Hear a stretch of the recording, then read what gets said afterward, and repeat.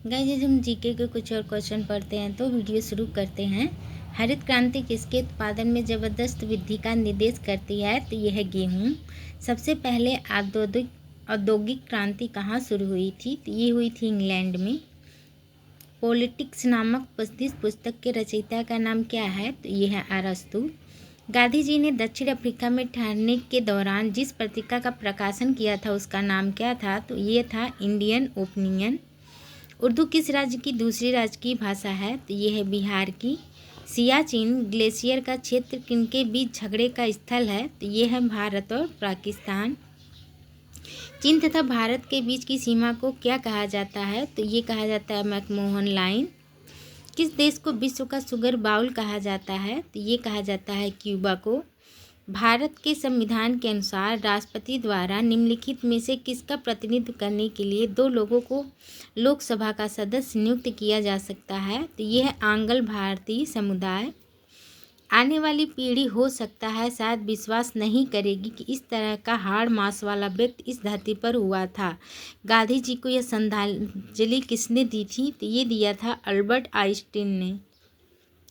भगत सिंह के साथ उनके जिन 2 साथियों को फांसी दी गई थी वे थे सुखदेव तथा राजगुरु। निम्नलिखित में से कौन सा बंदरगाह मुक्त व्यापार क्षेत्र वाला है? तो यह है कांडला। निम्नलिखित में से कौन सी ज्वार की किस्म है? तो यह है CHS1। निम्नलिखित में से कौन सा देश तेल समृद्ध है? तो यह है इंडोनेशिया। विश्व में सबसे लंबी नदी है? तो यह है नील। निम्नलिखित में से कौन सा संग्रहालय नई दिल्ली में स्थित है? तो यह है राष्ट्रीय प्राकृतिक इतिहास संग्रहालय।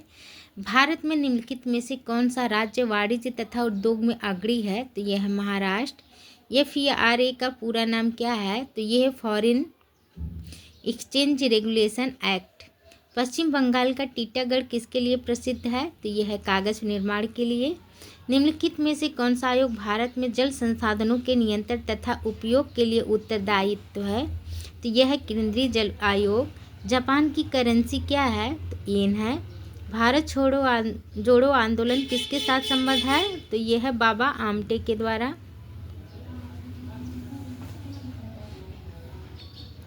गुनार मैर्डाल ने अपनी पुस्तक एशियन ड्रामा किस पर प्रकाश डाला था? तो ये डाला था एशियाई देशों के गरीबी में। भारतीय रिजर्व बैंक की स्थापना हुई थी तो 1935 में। कम्युनिस्ट मैनिफेस्टो के लेखक हैं? तो ये है कार्ल मार्क्स। निम्नलिखित में से किस स्रोत से भारत सरकार को सबसे अधिक राजस्व प्राप्त होता है? तो यह उत्पादन शुल्क। निम्नलिखित में से किसे यह निर्णय करने का संवैधानिक अधिकार प्राप्त है केंद्र द्वारा वसूल किए गए कुल कर में राज्यों का हिस्सा कितना है? तो यह है वित्त आयोग।